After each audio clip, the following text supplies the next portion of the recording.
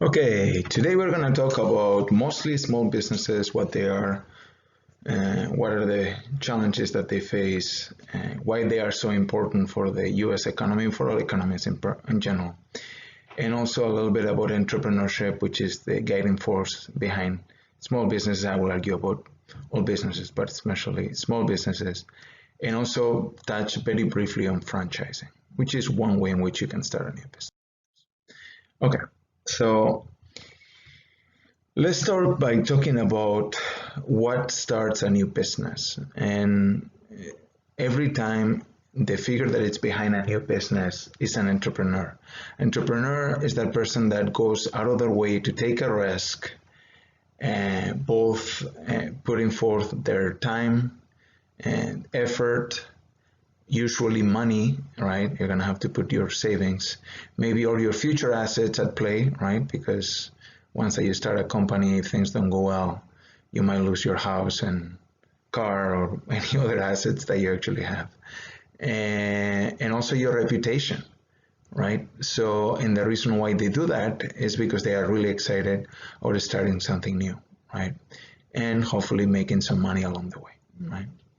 And the entrepreneur is an essential part of the production function. Remember how we talk about the economy, creating wealth as some sort of production function, where you have capital, where you have labor, where you have land also. But the secret sauce that puts all this together and gets it off the ground to create a firm is this obscure entrepreneurial figure, right? It's these people that go out of their way into really uncharted territory to create new things, products and services. So what is a small business? Really, it's a business that has a small size, right? So the definitional part here, as you can imagine, is contextual, right? So if you look at the definition mostly accepted in the United States, it's a business that has less than 500 employees. Now, if you take this definition to other countries, for example, I'm from Spain, like we've already talked about before, right? So in Spain, a small business is a business that has 50 or less employees. So the definitions are different. And the reason why is because there are a lot less really large businesses in Spain, right? So you need to understand that a small business is really a contextual variable. Also, let me say here that most small businesses have way less than 500 employees. In fact, if I'm not wrong, 2/3 or more of all small businesses have 20 or less employees, right? So most of these are really small organizations, okay? Now, an entity that you need to be aware of here in the United States is the Small Business Administration. It's a government entity that tries to help small businesses get off the ground and then be successful. Okay, and to do this, it offers mainly two services. One is financing, so there are some opportunities to get capital so that you can get your ideas off the ground by accessing funds that the Small Business Administration actually has, right? Via taxes, obviously, it's a government entity.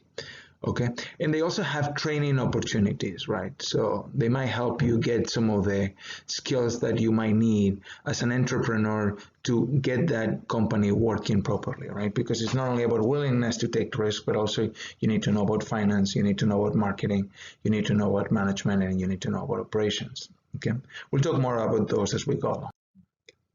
Now, like I was saying before, small businesses are everywhere. In fact, if you look at job creation in the United States, 63%, as you can see here, roughly, of new jobs are actually created by small businesses. In fact, oftentimes what you will see is when the economy is tough and unemployment gets higher, there will be more new businesses created because people don't have a chance to work for somebody else, so they start their own company, right? Also, as you can see here, most of people in the United States are employed by companies that have 500 people in the roster or less. Okay, so it's mostly small businesses that employ people. And so they are a huge deal. Just because they are small doesn't mean that they are not the main engine behind the economy, which they are. So you really need to understand the importance of small businesses. And now, not only they create jobs, but also most of new products are actually created by small businesses, right? Oftentimes they get bought later by a large organization because they are so successful in what they are doing. But oftentimes new businesses create new products. And the reason why this happens is because coming up with new things that are successful is hard. And large companies try to do this, but it's hard for them because even though they have the funding and the resources, they are thinking in their old ways. So having somebody that has no biases because it has no experience in an industry take on that product or that service with a new light, it's something that tends to happen more from the outside of the business than from inside of a large business. Book talks about artificial intelligence. That's just one of the many new opportunities that you have in this ever-evolving space. Actually, if you want to create a new business, I would suggest anything that has to do with COVID mitigation now will be hot, right? So I've seen, for example, this gentleman in Spain, who, as soon as he saw that, there was trouble coming, he bought several large machines and started making masks, in their business, even though their old business had nothing to do with mask making, right? So that's an entrepreneur at heart. And there are many contextual opportunities that will arise in technology, in particular artificial intelligence is one of them. If you're interested about this, by the way, let me know. We can talk offline.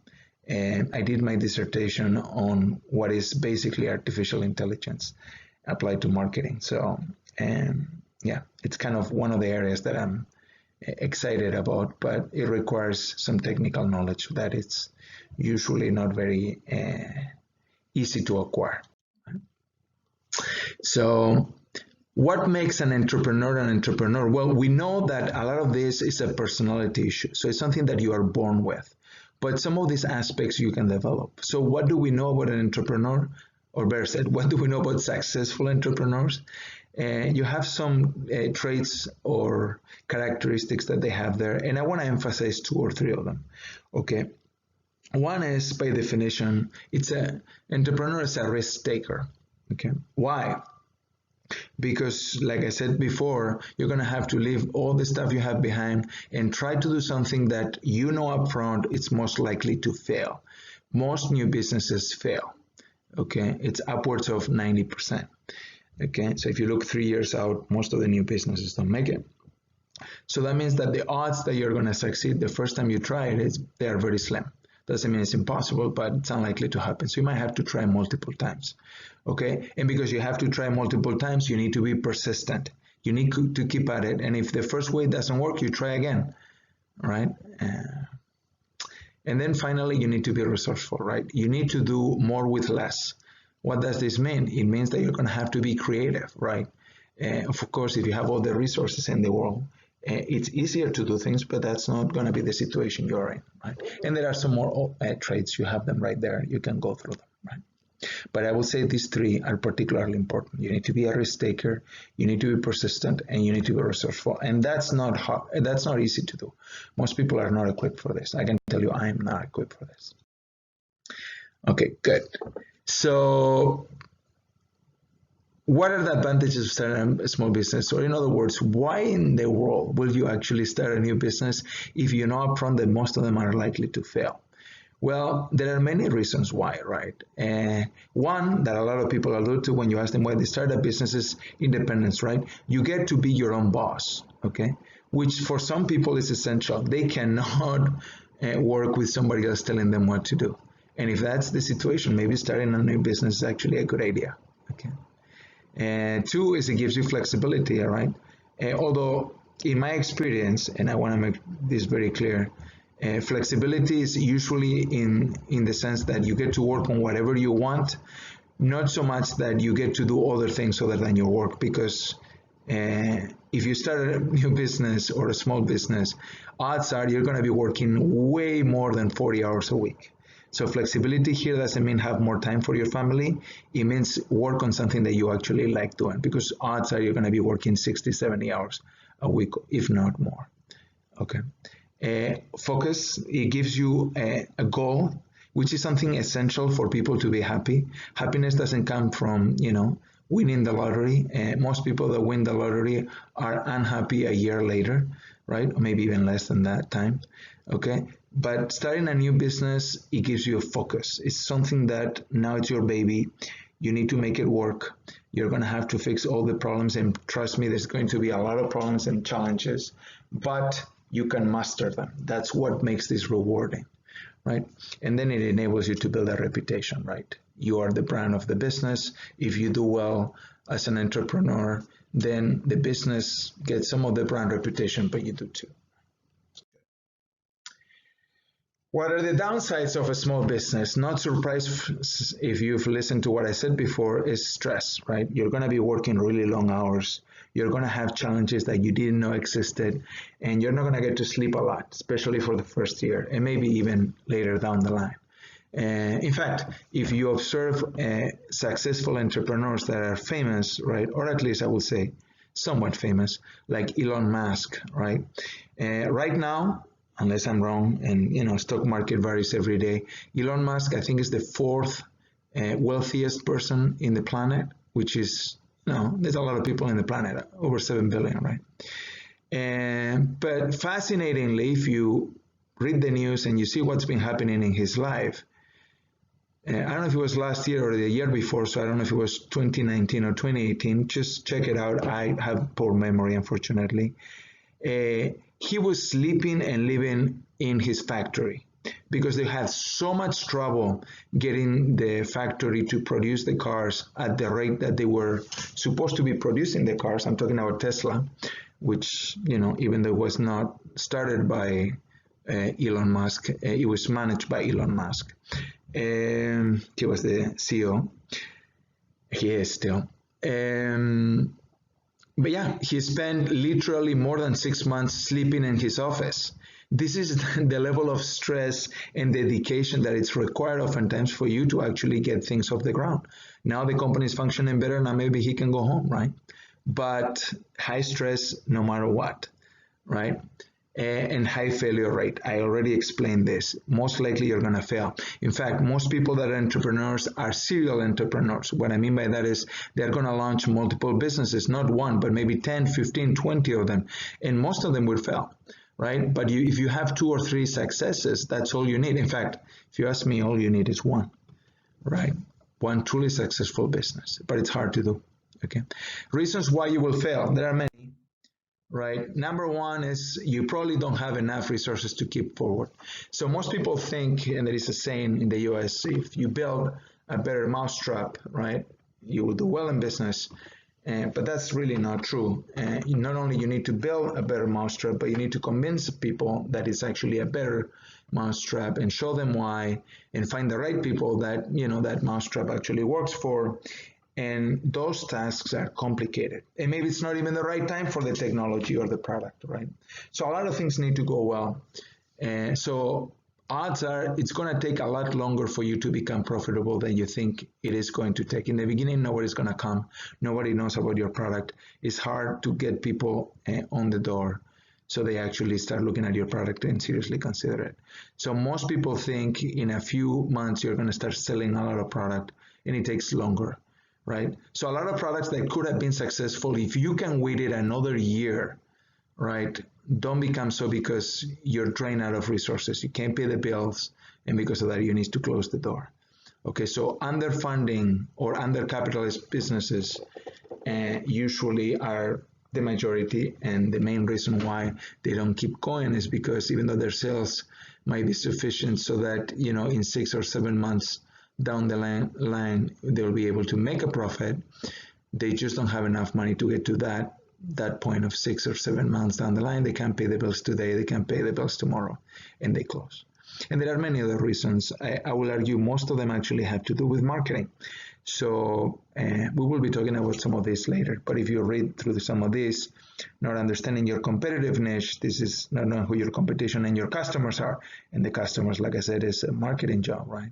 And lack of utilization of websites and social media. This is communication with customers. It's the same thing. It's more marketing again, right? Lack of a marketing plan, right? And a business plan. This is what exactly we're going to be doing in this class, right? So we're going to try to actually patch some of these problems. But the first one, you need to wait to have enough savings so that you can get off the ground. Good. Now, how are you going to make a business successful? Well, you need a plan. If you don't know where you're going, every road is going to take you there. Okay, you need to understand that. So you need to have some clear goals. What are you going to be shooting for? Long term, medium term, and short term, right? And those are going to be different, and you need to actually set those up, right? So you're going to need a plan. A plan is a set of actions that you're going to undertake to achieve a set of goals. So first you need the goals, then you need the actions, okay? So you're going to need a step-by-step, what's going to happen for the first month, what's going to happen for the first 3 months, what's going to happen for the first year, okay? And you're going to get it wrong, okay? And that's okay. A bad plan is better than no plan, okay? And in this class, this is exactly what we're going to do. We're going to build a plan. Hopefully not a bad one, okay? But you are going to build a plan, okay? And I'm going to give you the tools to do that, or at least I'm going to try to facilitate that process. Okay. One of the things you're going to have to decide in your plan is what kind of business organization are you going to set up? What did we talk about in chapter 4? How is legally the firm organized? So before you start the firm, you need to decide, are you going to be a sole proprietorship, partnership, or corporation? We've already talked about the pros and cons. You guys need to decide. Okay. Then after that, what are we going to talk about later down the line? Chapters 14 and 15, if I don't remember incorrectly. You're going to talk about financial resources, right? How are you going to get your funding? You're going to have to put on your own funding to some degree. You're going to have to put some money, save some money, right? Maybe you have some significant assets. Maybe, your family gave you some land, or, maybe you own a house or a car, or I don't know, right? Assets, right? So you might have to put a percentage of that capital upfront, okay? And if you don't do that, the banks are not going to give you the money, right? If you want to ask for a loan, for the most part, they want to see they want to make sure you have skin in the game, okay?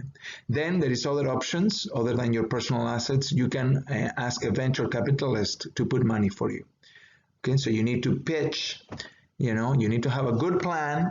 You show them the plan to the venture capitalist to do this for a living, right? They invest in businesses that are starting right now, based on what? Based on the promise that what they are working on is actually worthwhile, right? So getting this marketing plan polished and decent enough is essential. Otherwise, venture capitalists are not going to give you any money, okay? Okay. And the other source of financing is going to be debt, okay? And debt is a double-edged sword. You're going to need some. Okay, and if you do well, it's great. It's called leveraging, right? It enables you to achieve more return on investment because your investment is smaller. In fact, the bank is the one investing, except for whatever equity you have put forth. Okay, and that's a good thing. But on the other hand, if you have too much debt, it's going to choke the business. Okay, so you need to balance this out. How can you get a loan? You can get a loan from a bank. How will they give you a loan? It will be based on the assets that you can put forth. So they might ask you for a collateral, right? What is a collateral? It's an asset that you put in place when you sign the loan that enables the bank to have some cushion in case you cannot pay for that loan, right? So the typical example of that will be a mortgage, right? And in the mortgage, the collateral is the piece of real estate that you're buying, right? So when you buy a home, the loan that you get from the bank has as a collateral the home itself. And the reason why banks do this is because they know that if you don't pay for the loan, they can take that home and sell it, and at least they are not, they don't lose all the money that they lend to you. They might be able to recoup most of it. This is also why most of the banks will ask you for, let's say, 20% down payment, so that the risk that they are having fourth is a lot smaller because they know they can sell the home for 80% of whatever you pay for sure. So that means that they won't lose any money.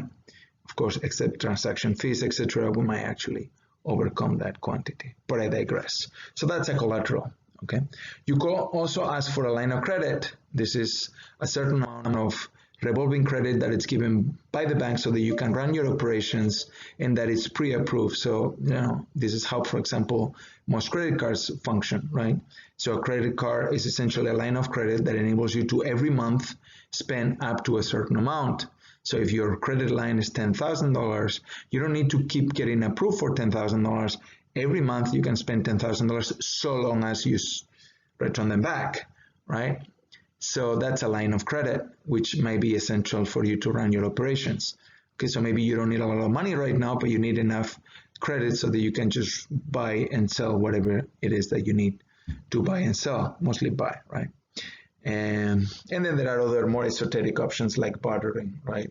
So if you're a new business, maybe you don't have a lot of credit, you don't have a lot of money, you don't have equity, but maybe what you can do is you can tell, like, let's say your landlord, say, hey, look, I can't pay for rent this month, but because we are an accounting firm and we offer accounting services, maybe we can do your taxes instead of paying your rent, right? So what you're doing is you're bartering maybe some of the goods or services that you're actually selling for something else that you need that maybe you don't have access for. And this is not used a lot, but in some situations it might actually make sense. Now, how do you start a new business? There are essentially two very diametrically opposed ways. You can start from scratch, okay, or you can have a franchise. And these are very different, right? So what is starting from scratch? Starting from scratch is literally what it sounds like, right? It's where you have no customers, no brand, no market, and you decide, okay, this is what I'm going to do, and you start from zero, okay? And it has, of course, the huge advantage that you can decide everything, but of course it also has the huge disadvantage that nobody knows you, nobody knows who you are, and you have no idea how the marketplace works, right? So it's a big trade-off. Now, the nice thing about a franchise enables you to tap into an existing brand, right?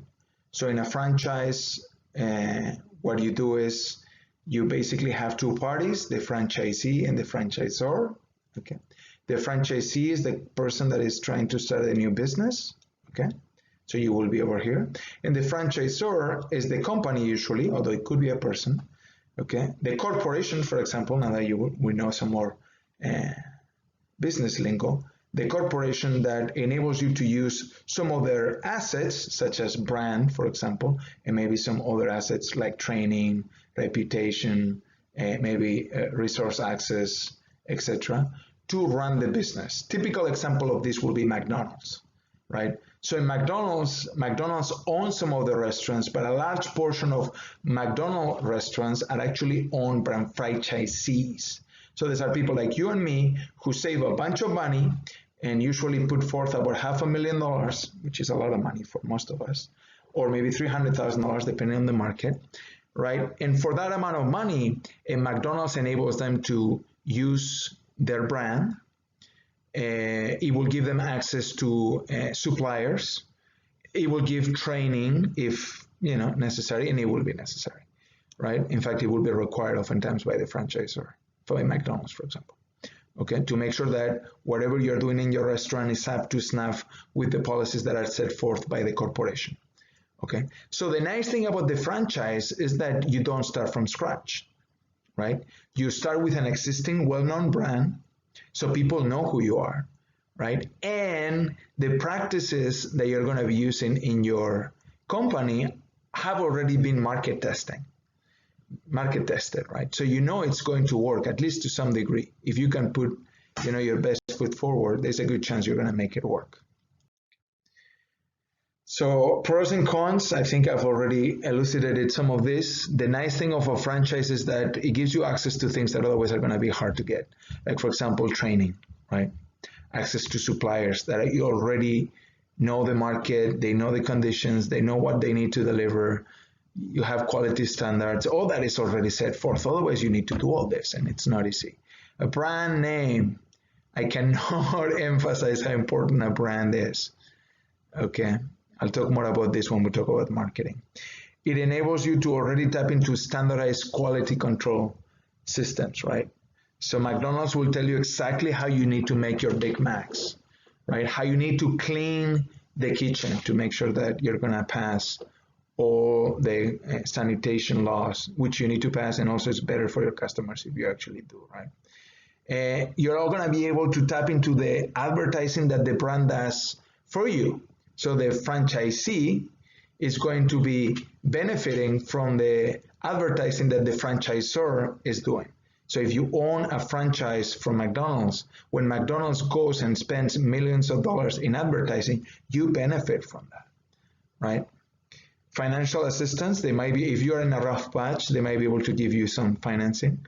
For example, maybe by extending the term on how long it takes for you to have to pay, for example, your suppliers, okay? It's a proven business model, okay? You don't need to wonder whether it works or not, it does, right? And there are other advantages, right? But those are the key, the most important. Okay. What are the downsides of a franchise? There is no free lunch, folks. I hope you realize this by now. So the downside of this, you need to pay for it, right? Not only the franchising company is going to ask you for certain financial commitment up front, but also as you run your business, you're going to have to be paying a fee for running the business, okay? And it varies by, the contract depending on the organization, but oftentimes it has two parts. It's a flat fee and then a percentage of your revenue or profits, okay? Usually revenue, because profits are tricky, but revenue is easier to agree upon, okay? And it's going to require you to follow certain standards, and if you don't, you can lose your franchise, okay? So you need to be on your toes even more than you already do to run a business, which may not actually be a bad thing, but it could be a restraint or limitations. And here's the important part. It limits tremendously your strategic flexibility. Yes, it's a proven model, but you're not going to be able to make improvements for the most part. And the reason why is because everything is going to be standardized and set forth. So because of that, you're not going to have, even if you see an opportunity, you might not be able to go after it, okay? And then there is one downside of franchises, which is that there is the possibility of market saturation, right? So if you go around and drive around, you'll see there is a Starbucks in almost in every corner, right? So that creates saturation in the market, which is good maybe for the business, but it's bad for the franchise. And the reason why is because your sales, as somebody else opens another Starbucks 2 blocks from where you are going to go down, because some of the people that were coming to yours now will be going to the other one, right? So this is a potential problem. Here you have some well-known brand names that are franchises that are doing very well. They are growing fast.